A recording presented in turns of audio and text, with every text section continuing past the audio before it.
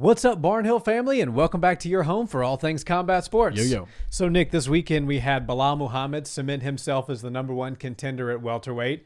An excellent one championship show that was their first in the United States.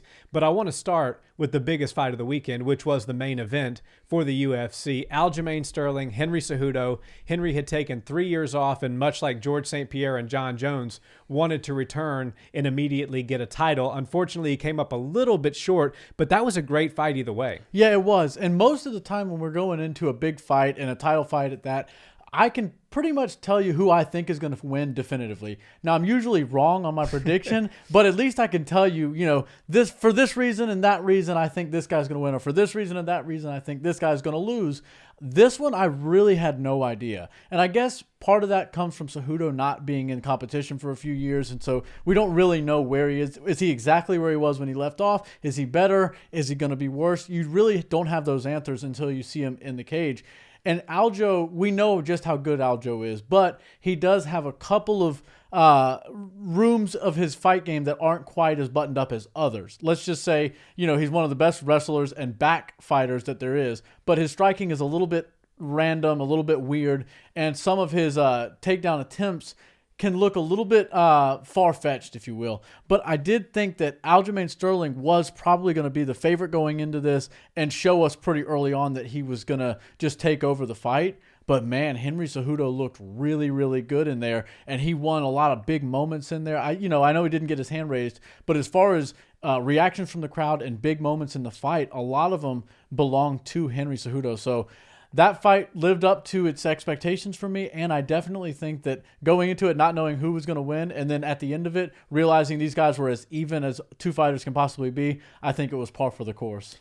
Yeah, Cejudo looked really good. I do think the judges got the score right, and I said after the 5th round ended, this is going to be a split decision. This could be a draw. Like, I literally have no idea which way this is going to go. And quite honestly, if either one of those guys were to get their hand raised, I think a case could be made. But I do think Aljamain did a little bit more on the feet. He was a little bit more active. He got to the back a couple of times, and he was able to actually take Henry down, which we can't just brush over that, right? Henry Cejudo was an Olympic gold medalist freestyle wrestler, and he was taken down in the cage against Aljamain Sterling.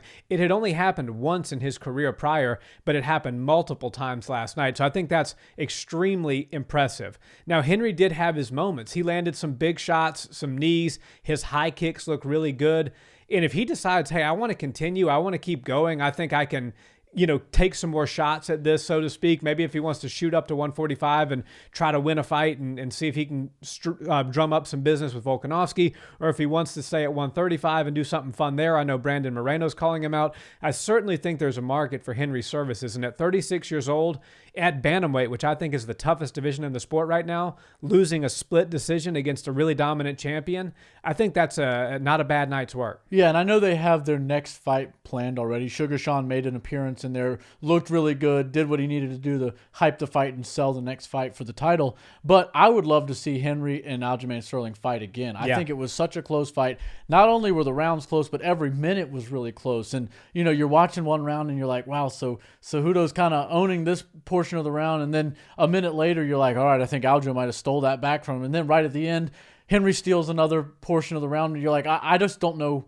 I'm glad I'm not a judge. Tough night for the judges last night. Exactly. Tough night for the judges. And another reason why I wasn't really sure which direction it was going to go is because the judging in MMA is very weird. It's often criticized. And when you go to a state like New Jersey, New York, any of these places that don't get fights near as often as a Nevada or a California, you can tend to get some pretty wonky scorecards. I think the split decision was right. I do think that Aljamain Sterling did a lot and did enough to win. He was very active. I think he was throwing more quantity with his strikes than quality, whereas I saw Henry Cejudo didn't throw near as many, but what he did throw seemed to land pretty good and seemed to be pretty powerful, and definitely had the crowd reacting more so than a lot of what Aljo was throwing. But you do have to mix in all of the aspects when you're scoring this fight. The cage control, and Aljo looked really good bringing the pressure. Aljo looked really good when he did get the fight to the ground and was able to control Cejudo.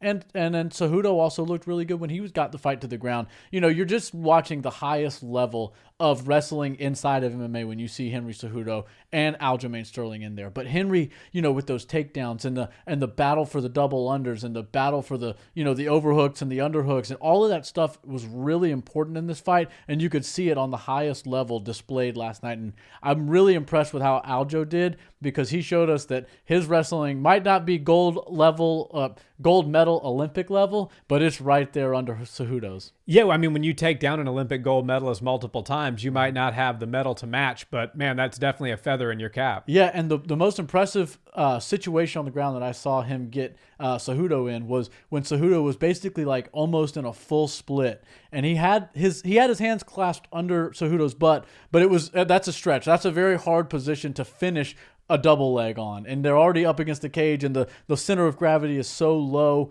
that I was like, there's no way he's going to have to transition to something else. But no, he was able to suck Cejudo's hips up just a little bit to get his feet off the ground, and he was able to complete the takedown. Super impressive, and I really did enjoy watching every minute of this fight. So while I know Suga Sean's going to get the next shot, and that's best for business, best for Aljo, best for all the fighters and parties involved, I would love to see Cejudo fight again. I hope he doesn't retire. Yeah, you're totally right. And you talk about the center of gravity being low. Cejudo's center of gravity at 5'3" is already low. So the fact that he was able to take Henry down at all is impressive, much less when he's in the splits against the cage, as you said. That shows the grip strength and the real tenacity that Aljo has. And look, I am super excited for Suga Sean versus Aljamain for totally different reasons than I was excited for Henry Aljamain, because I figured largely that would be a grappling contest, which it was, but I was actually pleasantly surprised to see a lot of really clean strikes as well. But Sean versus Aljo, I think, is going to be very much a fight of, can Sean keep this on the feet? And if he can, Aljo's probably in trouble. And can Aljo get the takedown early and often? And if he can, Suga Sean is probably in trouble. There's a lot to unpack here. There was a jacket that resembled Michael Jackson's jacket from Thriller that somehow ended up on Merab Dvalishvili. Then there was a scuffle. I love the after-fight antics between Suga Sean and Aljo. And I think we've got a big fight at bantamweight that I'm really looking forward to. We do. And yeah, I love that moment. It's such like a movie scene. You have your jacket, but you're about to square off with some guy, so you just hand it to whoever's next to you, assuming that's somebody on your team.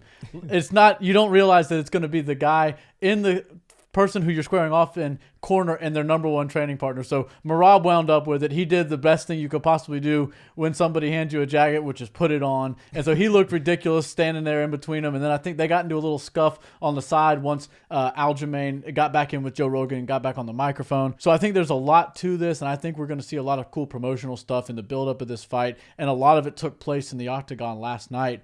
And, when we break down the X's and O's, and I know we're going to talk about this fight multiple times before it actually happens, which I'm hoping it happens sooner than later. I think they said September. That's when Aljo wants it, in September. Okay, so that gives him enough time to heal up a bit. But that was a war he was in, so he's going to need to relax a little bit and probably take the summer to, reset for a camp, because this is a serious fight. Suga is a serious contender, and he's one of the best strikers that MMA has ever seen. And when I watched that fight, if you're watching it from the lens of Suga Sean, you have to say, okay, I've got a serious striking advantage over these guys. But Aljamain Sterling looked very fast. He looked very durable, and he looked like he had a lot of cardio. He looked like he could go all 5 rounds. I don't know if Suga Sean's going to be as fast and as explosive of a striker late in the fight in the 4th and 5th round after dealing with what Aljo's going to bring as Aljamain looked. So I think Aljo obviously is going to be able to come in with the champion confidence and look to get this thing over with and take this fight wherever he wants it. That's generally what a wrestler can do. But he's going to have to deal with some pretty serious striking from Suga, especially early on. I don't really know how Suga's going to look in the 4th and 5th round, but I can't wait to see what they do to prepare for this fight. Yeah, I think if you're putting the notch towards somebody as far as cardio goes, it definitely, as of right now, has to go towards Aljamain. And I think it's really going to come down to how much damage can Suga do early, because Aljo, if he starts taking desperation shots because he's getting cracked, that'll make defending the wrestling a lot easier than if he's super fresh and ready like he was last night. But if you're in the O'Malley camp, you're a little concerned by the fact that Henry Cejudo landed some really nice head kicks, some really good straight punches. I think it was a couple of uppercuts, some knees up the middle, and Aljo's chin held up beautifully. So that's cause for concern. But this is going to be a totally different fight. And one thing I want to touch on, too, before we move on to the co-main event is just how big Sean O'Malley looked in there last night. I mean, Aljamain Sterling is a large bantamweight, and Sean O'Malley was towering over him. And then you see Merab there, and he looks like he's in a totally different weight class. Now, Merab Dawalish, really, make no mistake about it, can beat either of those guys on any given day. I think he might be the best 135er in the world. Now, that's yet to be determined. However, just looking from an optics perspective, Sean towers over those guys. I mean, he really looked like a 145er last night. Yeah, and, he probably had shoes on, and I'm sure wasn't cutting weight, etc. Right, when he was planning his outfit, he decided to wear a pair of shoes that was probably a little bit taller than your average shoe, just so he could make the optics, because he had a feeling he was going to get pulled into the octagon. They put him in the crowd for a reason, and he knows what to do when the cameras get put in his direction. He did exactly what the UFC wanted him to do. He had some good lines. He told him that, Aljamain Sterling needs to come way more correct if he wants to beat Suga with that kind of skill. So I think Suga, hit it out of the park. I think he's going to be the reason this fight feels like a major fight when it does come. And Aljamain Sterling has a great business partner that he just signed to fight with, because Suga Sean is an attractive star that a lot of people love to see. They want to see him win. Some people want to see him lose. Either way, they're tuning in to watch him fight. And I think that's only going to help Aljamain Sterling. It's going to build the magnitude of this fight. And I really think that Suga Sean has a decent shot at doing this, which is a massive thing for the UFC if they're able to get gold strapped around Suga Sean's waist. Yeah, I mean, these are the storylines that the UFC really wants, and it's one of those storylines that you can't even create. It has to just manifest itself organically. But we're going to get to see now, is Sean O'Malley the star that we think he is? Can this pay-per-view do over 1 million buys? Because this is clearly going to be the main event on a card sometime in the fall. They're going to put a lot of marketing efforts behind this, and Sean is going to get a chance to show us. And this is not disrespect towards Aljo. I love Aljo. I think he's a great champion. But as far as selling the fight goes, I think the sheer amount of pay-per-view buys is going to come down to just how big of a star people think Suga Sean O'Malley really is. And it'll be interesting to see if he's in that million clicks club. Yeah, that million pay-per-view buys is really hard to crack into. But Suga Sean might have to go back and study some of those old McGregor versus Aldo tapes. And, if the UFC is willing to put a lot of promotional money behind this fight and put them on a little bit of a world tour like they did for Aldo versus Conor McGregor, then, we might see something big. He's a performer, he's an entertainer, and he knows how to get a lot of attention from the crowd. So I think if there's anybody in the UFC that can bring themselves up to that level, to a pay-per-view star, it's Suga Sean O'Malley right now. And this is his time. He's at the right age. He's at the right mindset. He's got the big fans. So I can't wait to see it happen. And I think this is a major fight for the bantamweight division. Yeah, for sure. And now moving into the co-main event, Gilbert Burns, Belal Muhammad. I think the storyline here is Gilbert Burns is a warrior. He's a beast, but he may be a little bit like Cowboy Cerrone in the sense that he's willing to say yes almost a little bit too much, and that earns you a lot of fans, but it doesn't necessarily do great things for you as far as moving up the ranks and getting those title shots. Now, it was very clear that one of his arms was compromised and he wasn't able to even throw the power shot, and so Belal recognized that. Belal's very good at reading situations and started to attack that side and just kind of implemented his game plan. I don't want to take anything away from Belal Muhammad here because he's one of the most complete fighters at welterweight. He's really skilled. He knows how to win rounds and get his hand raised. But I would have liked to have seen Gilbert with a little bit more than 3 weeks' time after coming off that fight against Masvidal against Muhammad. But my question to you really is, did Belal, now that we know he's going to be the next title challenger to face the winner of Covington and Leon likely, did he show you enough last night to make you think that Remember the Name can defeat Chaos or Rocky inside the octagon? Yeah, I think the skill set is definitely there. He's got what it takes to be a champion. He's got a great skill set on the feet, great skill set on the floor, and like you said, he knows how to win rounds, and he can just rinse and repeat all night long.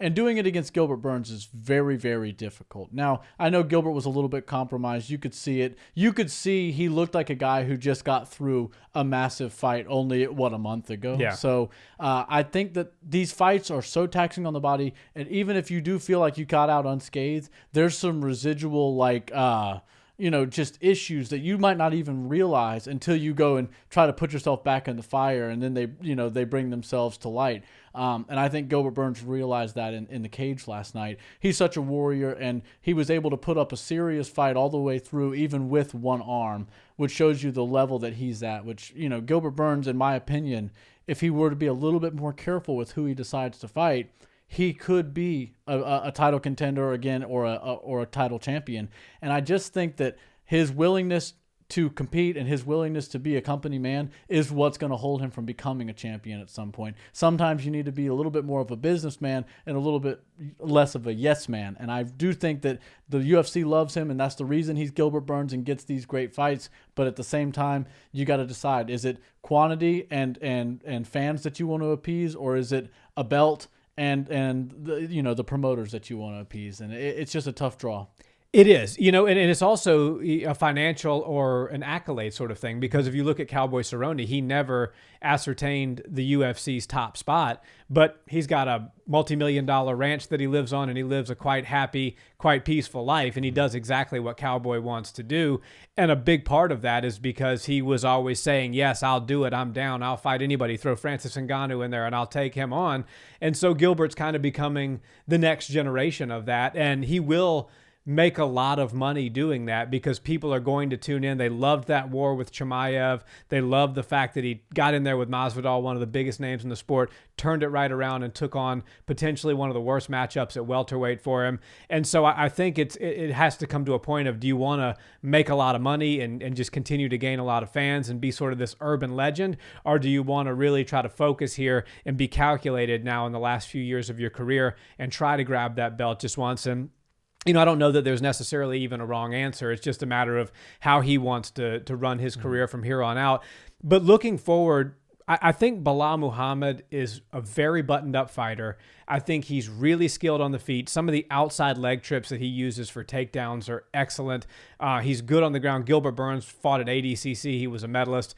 And Belal Muhammad is able to hang in all of the grappling positions with Gilbert, just like he's at that level as well. And so looking forward to Covington or Leon, I think both of those matchups for Belal are difficult, but for very different reasons. I think Leon is a much quicker, cleaner striker than Belal, and Leon has shown lately that he's getting great takedown defense and grappling skill under his belt as well. So I think it's difficult in that sense for Belal, because I think he's going to be going against a much cleaner, much faster, much crisper striker in Rocky Edwards. And now if you look at Covington, one of the things that Belal can weaponize is his pace and cardio.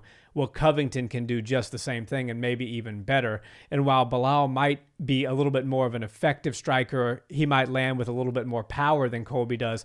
Colby, I think, will be landing with more volume, and I don't think that Belal can win the wrestling exchanges against Colby. I do think Colby will be able to get Belal Muhammad to the ground. Now, I think either one of those matchups are a great fight, and it stylistically and just skill-wise as a purist and as a fan, it's going to be an excellent show. But I think I would favor, as it sits right now, both Rocky and Colby ahead of Belal in a title fight. Yeah, I think that's a great call. And Colby Covington is so good. Kamaru Usman was kind of the thorn in his side. If he wasn't in the UFC, Colby would have been the champion and may have been there for a while. But Leon Edwards has really come into his own recently. And I think the striking and the confidence that he has is truly next level. At 170, you don't see people striking quite like him. There's a lot of great wrestlers at 170. There's a lot of people who can mix it up really well. But nobody's as clean of a striker at 170, in my opinion, than Leon Edwards. And Belal Muhammad has to get some sort of credit when it comes to the feet, because when you watch him strike, you think, okay, this is weird. He's switching stances all the time. He doesn't look that smooth when he's doing it, but what he's landing is very powerful and very effective. So whether it's fancy, whether it looks cool, whether you tied a bow on it and made it look all shiny or not, it's landing and it's effective. So I think Belal Muhammad brings a lot of power, and although he kind of looks unorthodox when he's striking, there's clearly a lot of power on it and a lot of effectiveness, because whenever he's throwing, the people that he's competing against are starting to back away and shy away, and that's what enables him to bring this pressure fighting style, and that's what puts you up against the cage, and then he's able to wear you down against the cage or put you on the floor and beat you up down there. So Bilal Muhammad might not look like the type of person that's ready for a title fight when you watch him stand up, or he might not look like the kind of guy that would go on some crazy win streak in the UFC, but he is absolutely that, and I think that he deserves a title shot. Obviously, we've known that he has the skills for a while, but he's now starting to prove it to us by beating the highest level and the biggest names at 170. So I'm excited for the Colby versus Leon fight. I think that one's going to be a lot of fun, and in typical Bilal fashion, he might end up getting screwed if those guys put on an epic war, and they might want to do a rematch after it. But either way, I think Bilal Muhammad is a good opponent for both of those guys. He'd probably fare pretty well against them. And any way you put that round-robin tournament together, all those guys are going to have a tough night at the office. Yeah, no doubt. And listen, not every fighter is Conor McGregor. Not every fighter is Khamzat Chimaev. Not every fighter is Suga Sean O'Malley. And there's room in the UFC for all types of competitors. Bilal Muhammad's never going to be the biggest pay-per-view draw. He's never going to be this ultra savage finisher that just has this highlight reel of knocking people out. But what he is becoming is undeniable. And he hasn't lost a fight in 4 years. He looks very good. That finish of Sean Brady kind of put the stamp on, well, the one complaint about this guy is he can't finish. Okay, you didn't finish Gilbert Burns. Well, guess what? Neither did Khamzat Chimaev. Nobody finishes Gilbert Burns, like besides Kamaru. But Gilbert Burns is durable as they come. Durinho literally means little durable one in Portuguese, I believe. Don't correct me if that's wrong, but I think that's what that means. And so, when you look at the abilities that Muhammad has, you have to say, you know what? This guy's just not going to be the biggest marquee star in the sport, and that's okay because he's very skilled and he's earned his spot to fight for a title. What happened against Leon the first time was really unfortunate, and he deserves his chance to rectify that. So I think it was all in all a good night for Muhammad. Looking forward to the Covington versus Leon fight, and then hopefully they can get Bilal right in there before the end of the year to make that title fight that he deserves. Yeah, it'll be fun, and I think anytime you can insert Chimaev into the negotiations, you don't even have to throw him into the fight, but just say that he's in there makes the sport more exciting. And I think 170 is well taken care of right now with Leon at the helm and everybody else supporting the roles, but I think Khamzat Chimaev is the dark horse at 170, just waiting to get the title, and all he needs is his opportunity because Leon's good, Colby's good, Bilal Muhammad just proved to us he's very good, but I don't think any of them are ready for what Khamzat Chimaev brings when the time comes. Yeah, I think his biggest challenge is going to be the scale. Yeah. Because I think Khamzat can beat everybody at 170. It's just a matter of can he make the weight. Because if you were to put Khamzat versus Leon, my pick is Khamzat. Khamzat versus Colby, my pick is Khamzat. Khamzat versus Bilal, my pick is Khamzat. Khamzat versus the scale, that's 50-50. We'll see who wins that one. Yeah. So, and then you have Shavkat Rakhmonov coming up. But all in all, 170 is looking good. But I think it's pretty set in stone now that Khamzat is going to fight at 185 next. And whether or not he makes a return to 170 is yet to be determined. And in the meantime, I think there's a lot of fun and a lot of good action. Now, moving into the other great MMA event that happened this past weekend, because I think we would be remiss if we didn't at least touch on the great card that One Championship put on. This was their first time on U.S. soil. It was an excellent card. They brought out all the stars, Stamp Fairtex, Rodtang, Mikey Musumeci, and it was headlined by Demetrius Johnson, which is kind of interesting because, Demetrius and Henry had this long rivalry, and now they actually trained together, and they were both fighting on the same night. Henry coming back, DJ talking about retirement, Rodtang doing what Rodtang does and just putting on these insane fights, knocking people out, walking people down. One Championship, I think, is here to stay. And I think with the reception that they had in Colorado this past Friday night, they're going to be doing a lot more shows in the United States. Yeah, and I'll have to correct you. It wasn't the same night, and thank God it wasn't. Same weekend, sorry. Yeah, because the UFC and One at the same time just would have been difficult. We would have been flipping back and forth because One did put so many great stars on that card, and it had my attention. We hadn't seen Sage Northcutt in many, many years, and it was good to see him back in action, although it wasn't very long. He looked really good. Obviously, he always looks like $1 million, but he actually looked like he developed his skills. He was ready to show some skills on the ground, and he was able to do just that with a good heel hook finish very quick and early in the fight. And I think the way that One did this was very strategic and very accurate. I think they were able to get everybody's attention with some of these big signings and big names coming over, and they, were doing their business over there in Singapore and in Asia and making a lot of noise over there. But they were bringing these American fans over for the journey of the Mikey Musumeci's. A lot of people didn't know about him. They didn't know that one was going to just put on grappling events, and they didn't know about pure Muay Thai. But then you find out about Rodtang, and obviously if you see him one time, you're like caught by the bug, and you're going to watch every time Rodtang's fighting, whether it's in MMA and some sort of split rule set or it's in his pure sport of Muay Thai or kickboxing. You got to tune in and see it. So I think they were really smart in getting our attention over to one and the division that exists in one before bringing them over. If they would have done it 2 years ago, I don't think it would have been as successful as it was this past weekend. But now that we're all invested in what they've got going on over there, now we know who Stamp Fairtex is. Now we know who some of these girls that are up and coming. Now we know who all, even Mighty Mouse's opponent. I didn't really know who he was. Adriano Moraes, very good fighter, yeah. Yeah, I didn't really know who he was until he started fighting Mighty Mouse over there and won. And I'm like, okay, this guy's really good. One truly does have some of the best fighters in the world, even though they aren't signed to the UFC and aren't in that ranking system. And some people don't know about him. One definitely has some very, very good opponents for these big names to fight. And I thought it was a home run for them. Every fight except for the main event on the main card was a finish. And people come to see those types of results. You want to see some leg locks. You want to see some knockouts. You want to see some submissions. And then if you want to see a long, drawn-out fight that ends in decision, then you can do that. But you're going to tune in when somebody like a GOAT, Mighty Mouse, is fighting. Yeah, you know, we have the PFL, we have Bellator, we have Ryzen, and all of these organizations have very good fighters, and they're very exciting. But can I honestly say that any of those organizations really have a champion that I think could defeat the UFC champion? Not really. You know, you have your AJ McKees, and there may be a one-off sort of situation, but for the most part, no.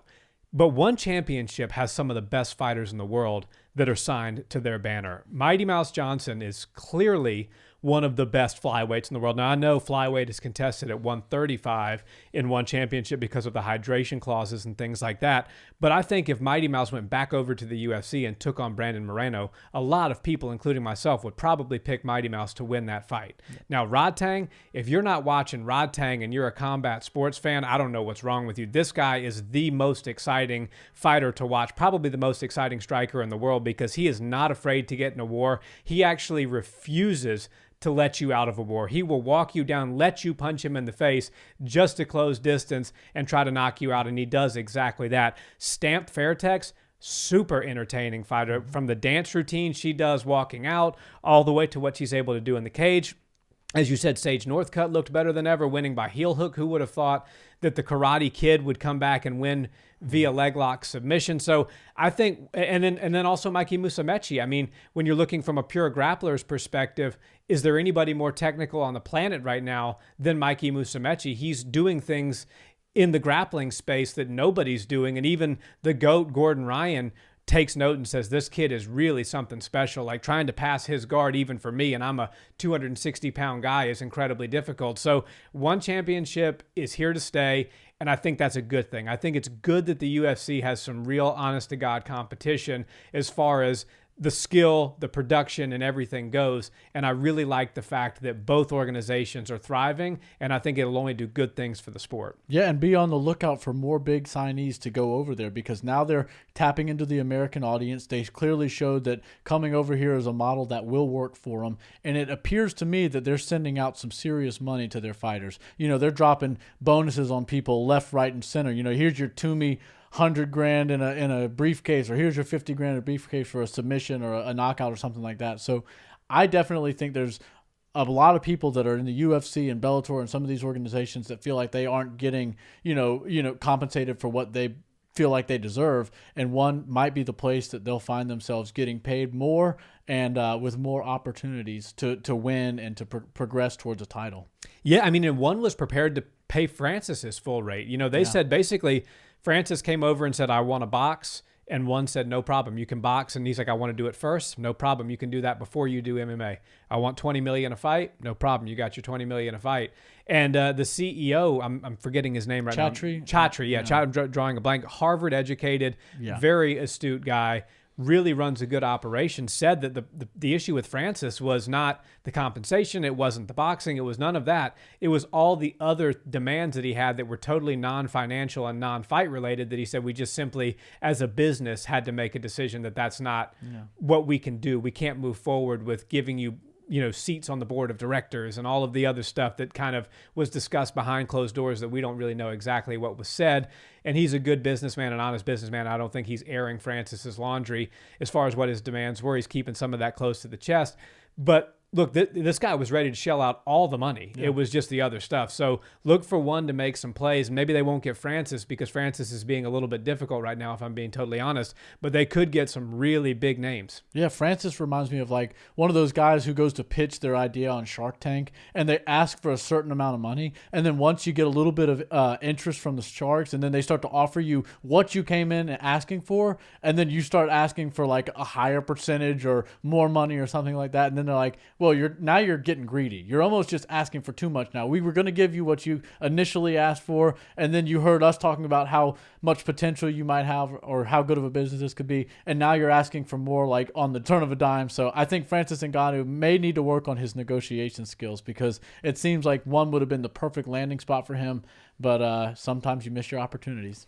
I think he needs to work on his negotiating skills, and I think he needs to also reevaluate who's in his closest inner circle, because I think those people are feeding him some bad information, if I'm being totally honest. And it's one of those things, it's like, right, if you've got a problem with somebody, it could be you, it could be them. And Dana White's not the easiest guy to deal with. We've heard people say that. Dana White has done things for mixed martial arts that nobody has done, but he's a tough negotiator. He's a business guy at the end of the day, and the matchmakers are tough guys as well.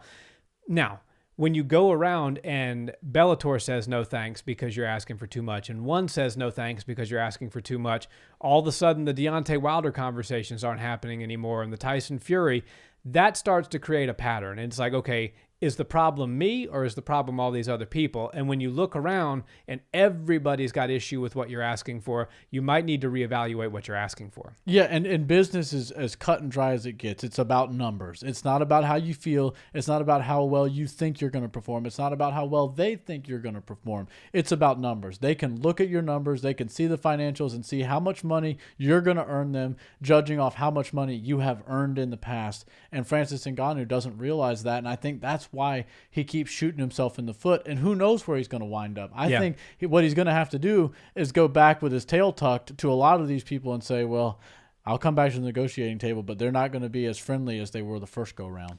Yeah, no doubt about it. And I think, a few months ago, Francis Ngannou was UFC champion, super hot prospect, potential opponent of John Jones, and he's very quickly in a short period of time become 36-year-old pain in the ass with a bad knee. Yeah. And your negotiating ability, when people see you as that rather than see you as how they saw him just 4 or 5 months ago, really does not work well in your favor. I think he's going to sign with PFL, but it's still yet to be determined. Yeah. And a lot of people, when they saw Conor McGregor, go make all that money with Floyd Mayweather, and they're like, well, what's he going to do? Is he ever going to fight again? If he doesn't fight again, is the UFC going to exist, or are they going to go out of business? People don't understand that there's no one fighter that's near as big as a promotion like the UFC, or even some of the other ones, One or Bellator.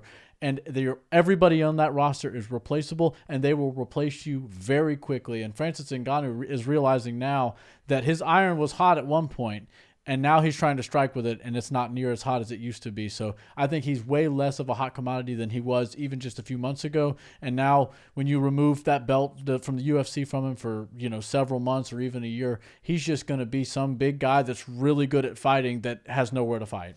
Yeah, and if you don't believe that, just look at the UFC at the time that they sold the company. It was worth, I think, $4.2 billion was the sale price, and Conor McGregor took a lot of credit for getting that sale price. Well, the beautiful thing about public companies is you can just look and see what the market cap, what the value actually is of the company, and now the UFC is valued at over $8 billion. And correct me if I'm wrong, Conor McGregor has not won a fight in that period of time. Right. So the UFC has doubled its value since Conor McGregor won his last fight, and he's the biggest star that the sport's ever seen. So don't tell me that you as a fighter are bigger than the sport. You're not even close. And I think Francis Ngannou is learning a very painful lesson right now. I don't want to end this conversation on a bad note or seem like I'm ragging Francis, but seeing it was One Championship had their first fight in the U.S., I feel like there was an opportunity here for Francis to potentially even be on that card, and I feel like the opportunity was just hugely missed. Yeah, and they would have outshined the UFC if Francis would have been on that card. Yeah. And it wouldn't even need a meaningful opponent, just his first fight and one. That would have been a historic thing to take place in the United States for their first fight card here.